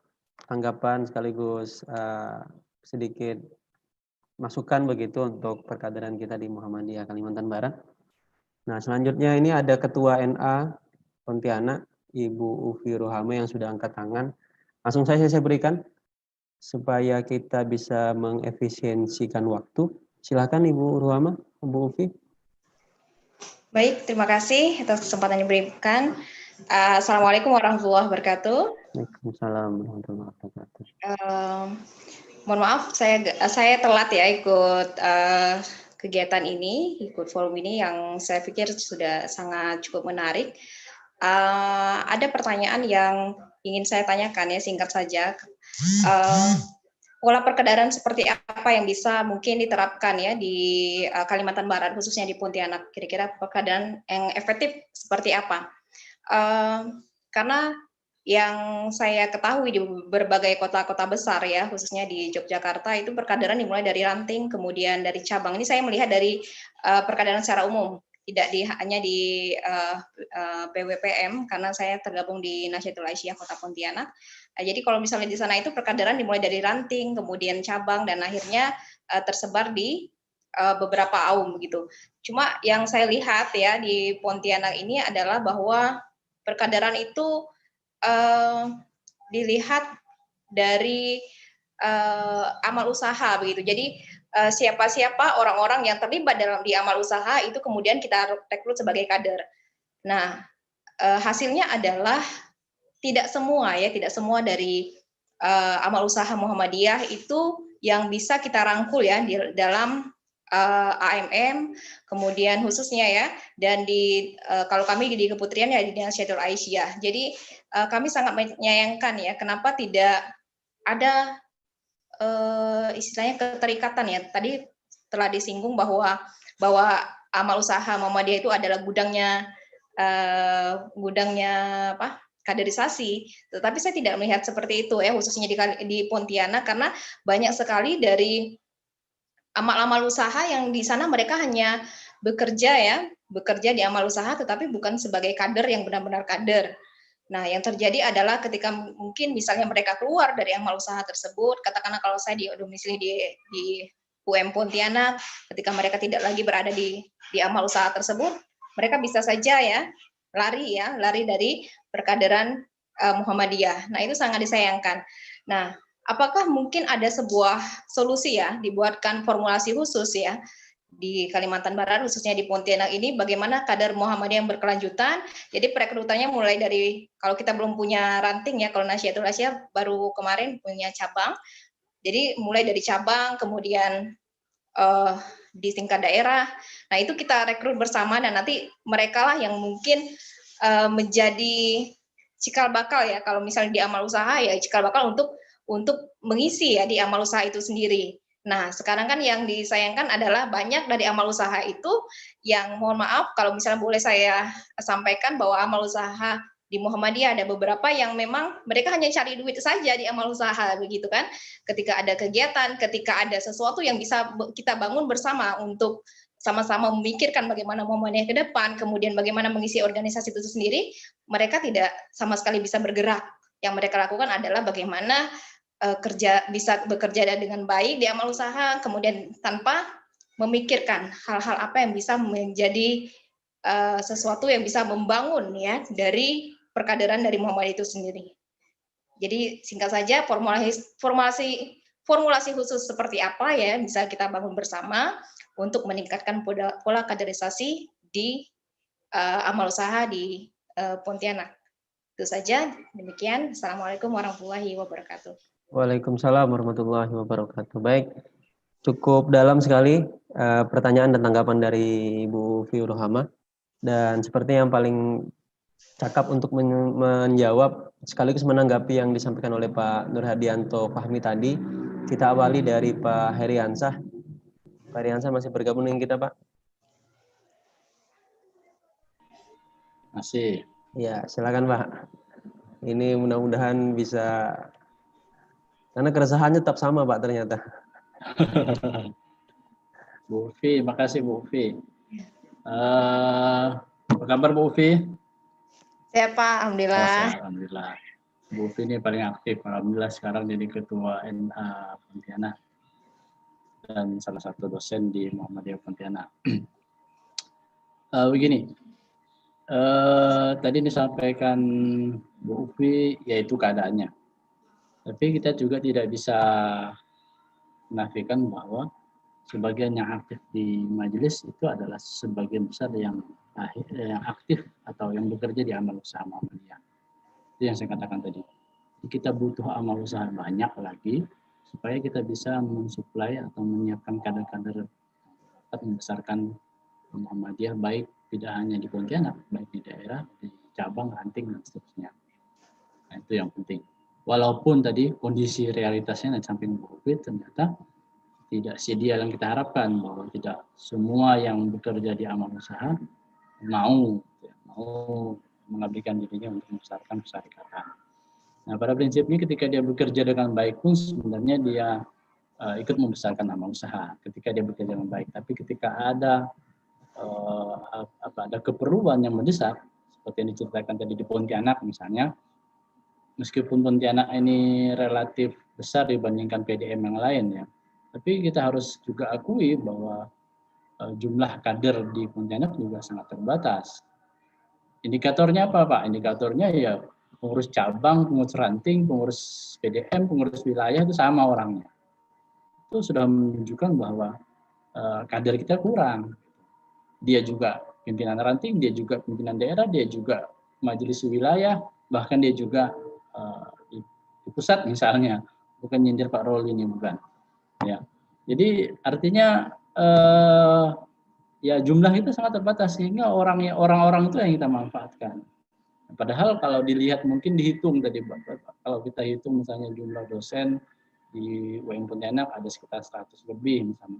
Kalau itu diberdayakan dengan baik itu kan potensial sekali. Tapi faktanya kan tidak seperti itu. Nah, pertanyaan Bu Fi tadi bagaimana cara yang formula, jadi minta formula yang efektif.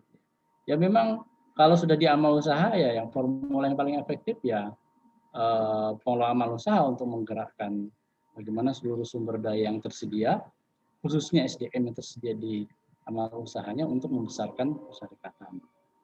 Kalau persyarikatannya besar, itu kan juga secara otomatis juga akan membesarkan amal usahanya.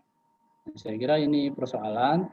Nah, komitmen itu harus ada di semua level pimpinan amal usaha untuk bagaimana menggerakkan seluruh potensi sumber daya manusia, khususnya dosen ataupun karyawan pegawai untuk membesarkan Muhammadiyah. Ya dengan segala macam instrumen, ya, salah satunya ya juga evaluasi kinerja. Nah, kalau hanya edaran, kalau hanya pengumuman atau hanya pengumuman, edaran, motivasi, saya kira tidak cukup karena dia sudah di amal usaha ya lanjutkan sampai pada level penilaian kinerja. Kalau dia tidak mematuhi himbauan itu, misalnya dia tidak aktif di persyarikatan, dia tidak ada sumbangsi terhadap persyarikatan, pengabdian di persyarikatan, ya mungkin kinerja dia dianggap kurang sehingga ya misalnya kenaikan kenaikan pangkatnya ditahan atau jabatannya tidak bisa diteruskan dan seterusnya. Nah, teman-teman WMY saya kira sudah melakukan hal itu. Mereka sudah punya penilaian kinerja dari aspek pendidikan, penelitian, pengabdian, terakhir pada level Al-Islam kemuhammadiyahan. Nah, ini saya kira yang AIK ini belum berjalan menurut saya, walaupun saya sendiri bekerja di UIN Pontianak, pada penilaian kinerja AIK itu untuk ini belum terlaksana dengan baik. Sederhana saja, misalnya pengajian saja belum ada evaluasi yang baik. Masih banyak misalnya pegawai yang tidak pengajian lalu tidak ada sanksinya apa-apa. Harusnya kan sampai pada level tadi penilaian kinerja, sanksi, jadi punishment itu harus dijalankan dan seterusnya. Kalau ini tidak berjalan ya tadi, ya tapi tadi saya katakan tetap kita berharap kepada amal usaha untuk membesarkan persyarikatan. Jadi tidak serta-merta kemudian ya kita pesimis sudahlah karena amal usaha tidak punya peran apa-apa di persyarikatan, lalu kita merekrut kader dari luar. Saya kira itu juga nggak apa-apa, nggak masalah. Tapi bagaimana kita memberdayakan kader kita, memberdayakan amal usaha kita untuk bersama-sama membesarkan persyarikatan.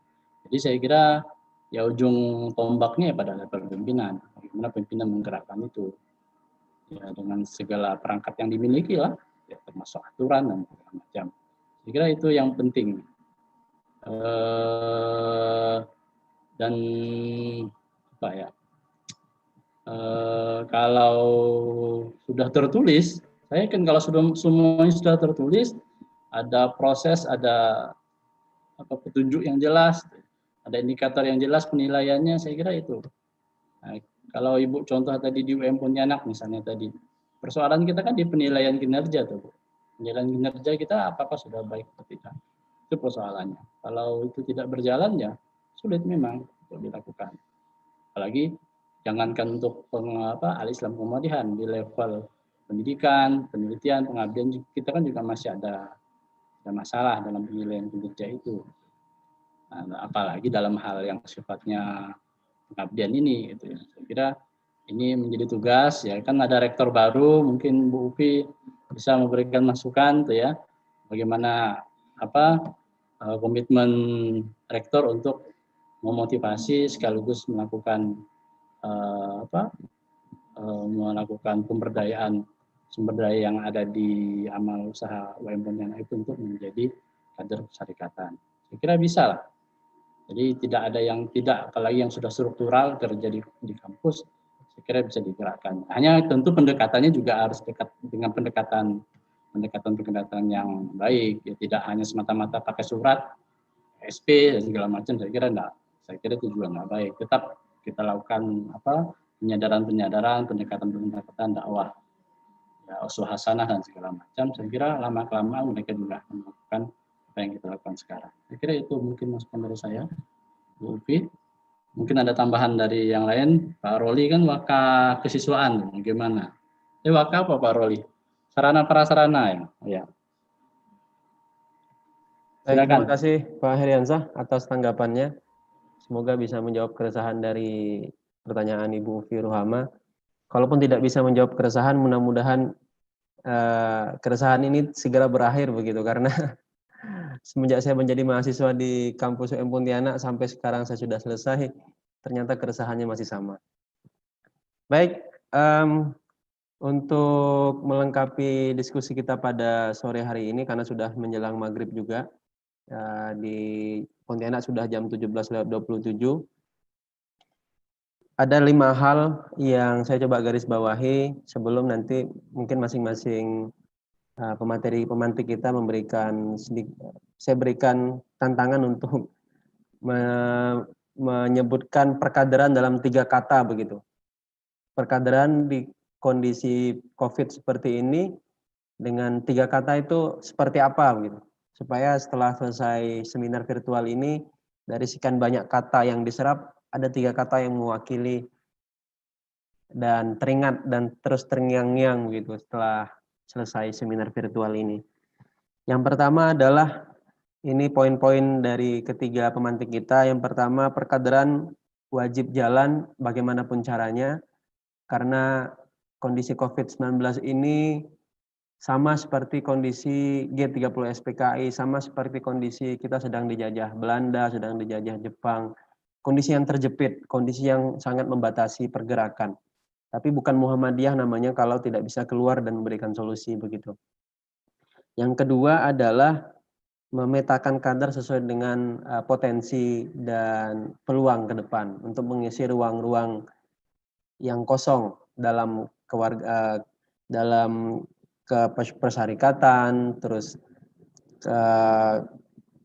kenegarawanan dan kewirausahaan, dan banyak ruang-ruang kosong lain yang harus diisi oleh para kader-kader Muhammadiyah, terutama yang ada di Ortom, baik itu di Pemuda Muhammadiyah, Nahdlatul Aisyah, IMM, IPM, Pak Suci, dan Hizbul Wathan. Dan yang ketiga, ini sangat menarik, yang tadi saya sampaikan di poin nomor 2, yaitu kita sudah teruji melampaui zaman, jadi kita sudah tidak lagi diragukan asalkan kita mau bergerak. Yang keempat, melakukan diversifikasi kurikulum perkaderan. Nah, ini kita sudah punya panduannya, sudah punya bahan bakunya, sehingga tinggal pelaku-pelaku yang di lapangan inilah yang meracik dan menyesuaikan dengan bahan baku yang ada, sehingga tujuan dari perkaderan itu tetap bisa tercapai. Dan yang terakhir yang bisa saya simpulkan adalah melakukan mix method atau hybrid begitu, antara online dengan offline. Yang masih bisa di offline-kan, yang tidak bisa di offline-kan, ya mau tidak mau di online-kan. Tentu dengan melakukan protokol-protokol kesehatan. Nah, mudah-mudahan COVID-19 ini tidak mengurangi semangat kita dalam melakukan perkaderan, khususnya di Ortom Muhammadiyah. Dan semoga ini bisa menjadi gelombang baru digitalisasi kegiatan dan perkaderan, khususnya publikasi dan syiar Muhammadiyah. Karena belakangan memang kita kalah dalam jumlah keyword di internet, kita kalah dalam jumlah follower di sosial media, tapi 2 atau 4 tahun belakangan pimpinan pusat sudah mengawali dengan mendirikan pusat syiar, pusat digital PSDM, ya, pusat syiar digital Muhammadiyah begitu di Yogyakarta. Dan ini merembet kepada seluruh unsur pimpinan yang mulai dari tingkat wilayah, tingkat cabang, tingkat daerah, mulai mendigitalisasikan kegiatan-kegiatan seperti yang kita lakukan saat ini. Selama ini kan kita gerak diam terus gitu. Kita bergerak di dalam tanah, tahu-tahu udah jadi amal usaha, tahu-tahu udah jadi berbagai macam gerakan-gerakan yang besar. Tapi sekarang kita mencoba untuk mensyiarkan, mendigitalisasikan, semoga ini bisa menjadi langkah baru dan gelombang baru.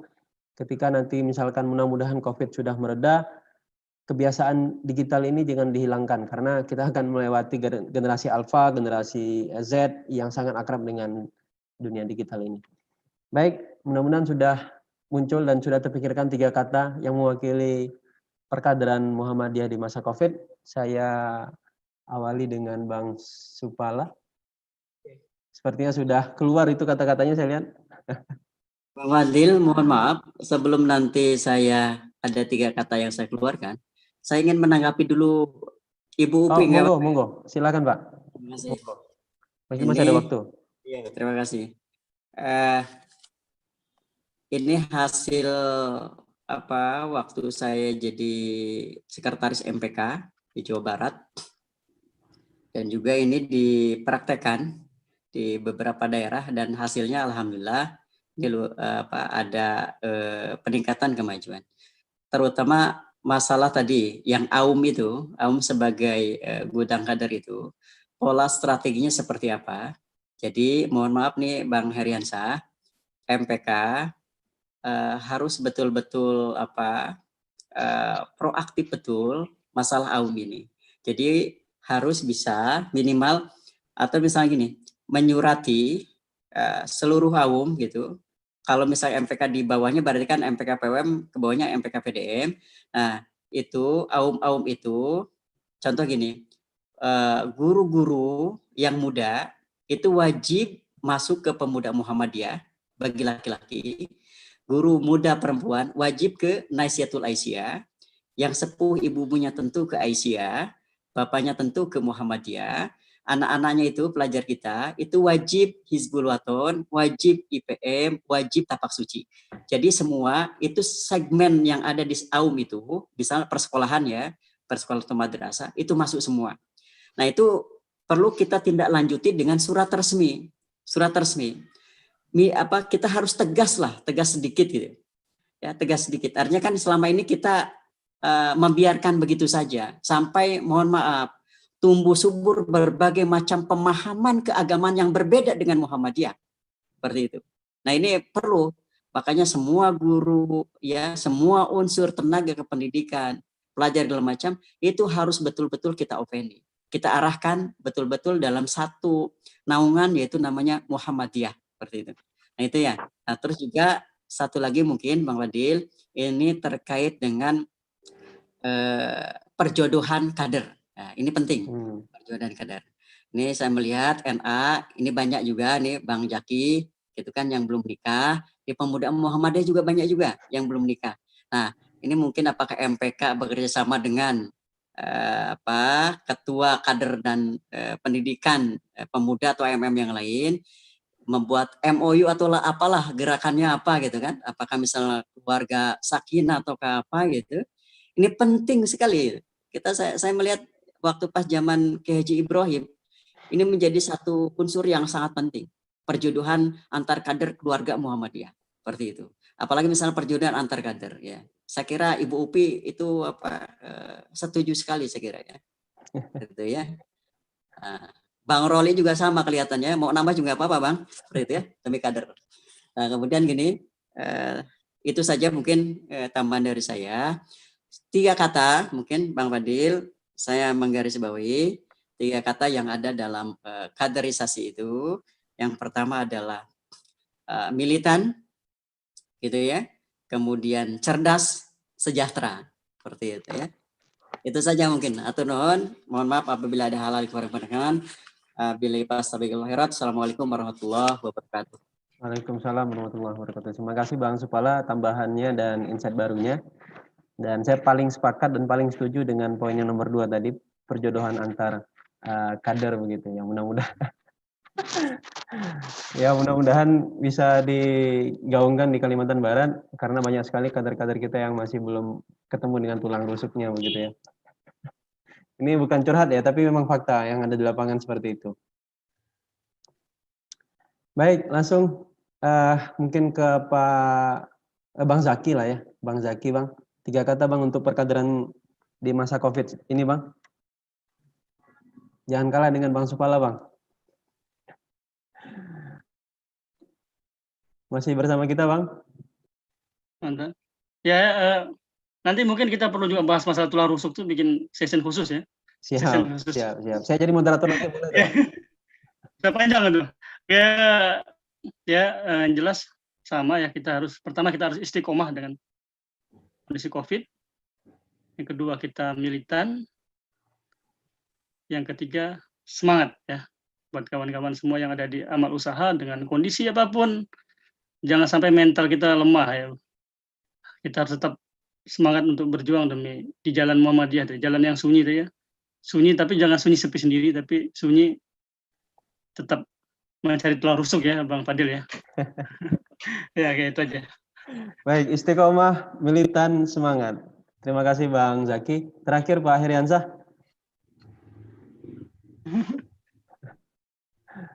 Silakan Pak Heriansah.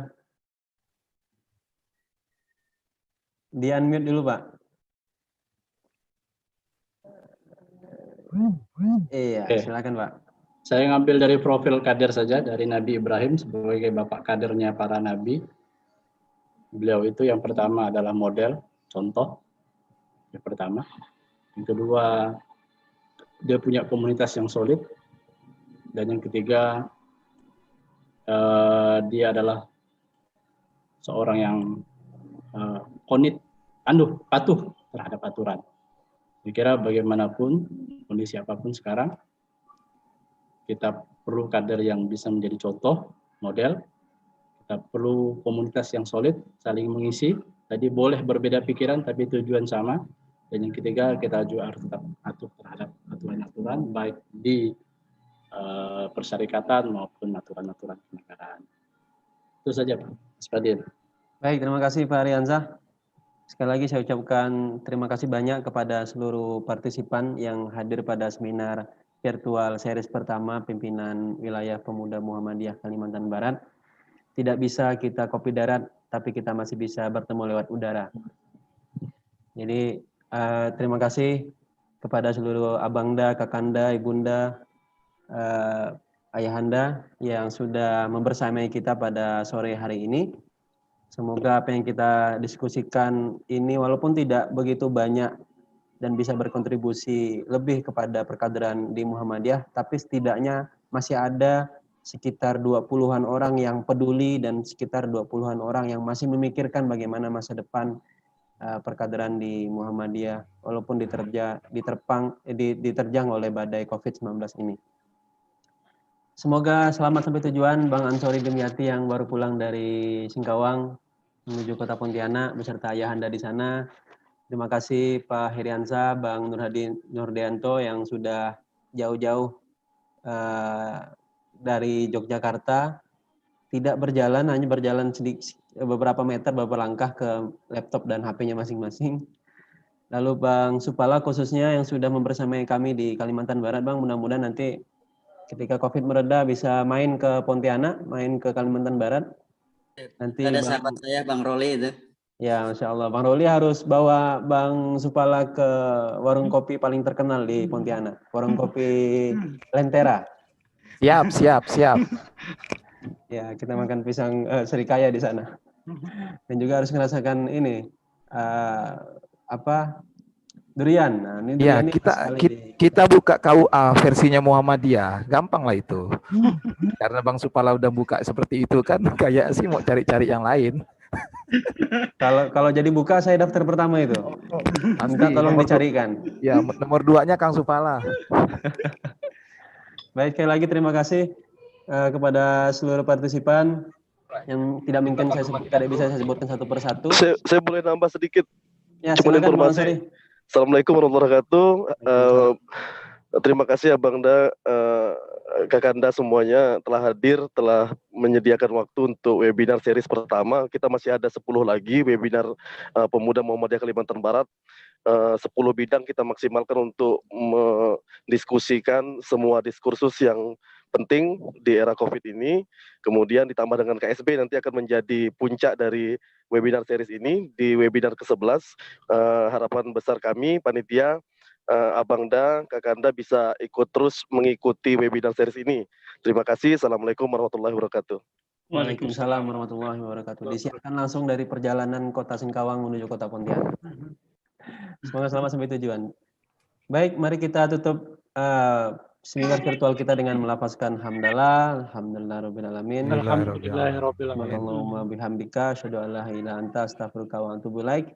Billahi fi sabilil haq fastabiqul khairat. Assalamualaikum warahmatullahi wabarakatuh. Waalaikumsalam warahmatullahi wabarakatuh. Ini moderator nih calon ketua DPD YMM Kalimantan Barat ini. Cantik. Amin. Iyalah. Kang Supala sehat? Alhamdulillah, izin pamit. Selamat berbuka puasa hari Asyura. Mudah-mudahan ibadah kita diterima oleh Allah Subhanahu wa taala. Amin. Ya rabbal alamin. Assalamualaikum warahmatullahi wabarakatuh. Waalaikumsalam. Pak Eri. Terima kasih Pak Swala, terima kasih Bang. Mas Swala, terima kasih. Yang mau ramadhan silakan. Pak Eri. Meja dibuka. Nanti bisa kali konfirmasi ke Pak Japri apa kita agak telat lah, paling tidak Senin lah ya kita ngirimkan itu ya. Senin enggak? Oke, kita sampaikan. Karena Padil ini agak sibuk gak masalahnya kan. Malah terbang terus. Pak Roli mau daftar enggak ke KUA Muhammadiyah? Oh, pasti jelas lah. Ya. Pabrik 2 ya. Oke, saya izin live dulu ya. Siap, Pak Riansa, makasih Pak. Silakan Pak. Ada Bang Samsul yang terlambat ya. Bang Samsul yang ahli nih kalau masalah kader tulang rusuk nih. Oh, di mobil juga beliau. Di mobil ya. Puasa nih nanti dijabah nanti. Lagi di jalan. Lah ngeri. Mantap, pemuda mantap. Hati-hati, Pak. Oh, hanya orang puasa itu dijabah. Mana? Ya. Kan Pak Penny Boleh. ini. Disapa-sapa yang di daerah, yang di Singkawang. Ya, untuk itu Bang Mamudi dari Segitu Singkawang nih. Pak Faisal juga nanti Makasih insya ya. Allah bisa ya. Om Bang Haji tuh. Om Penny Akan makasih banyak ya Om Penny. Ya, sama-sama. Bang Penny, Bang Wadi makasih Pak Penny. Sama-sama. Sudah masuk. Bang Penny, Mudah-mudahan makasih ada Bang waktu Penny. Bang. Nggak di sofa hijau ke, Bang Roli? Itu nanti ketahuan pula. Izin pamit. Assalamualaikum. Sambas ya. Waalaikumsalam. Sambas makasih juga Waalaikumsalam. dari Singkawang, terima kasih juga udah hadir. Dari Mempawah, makasih. Kayong. Kemudian saya bertemu lagi lah di akhir kesempatan ya. Oke. Singkawang mana Singkawang nih Singkawang? Ini ya, Mamudina. Apa cerita kita nih? Ketemu lagi minggu depan Bang Jaki. Oh iya. Hah? Apa? Ketemunya lagi tuh minggu depan. Dia Apa setiap tuh? minggu. Oke, siap. Webinarnya itu. Siap. Tiap Apa lagi yang kita minggu. bahas nih?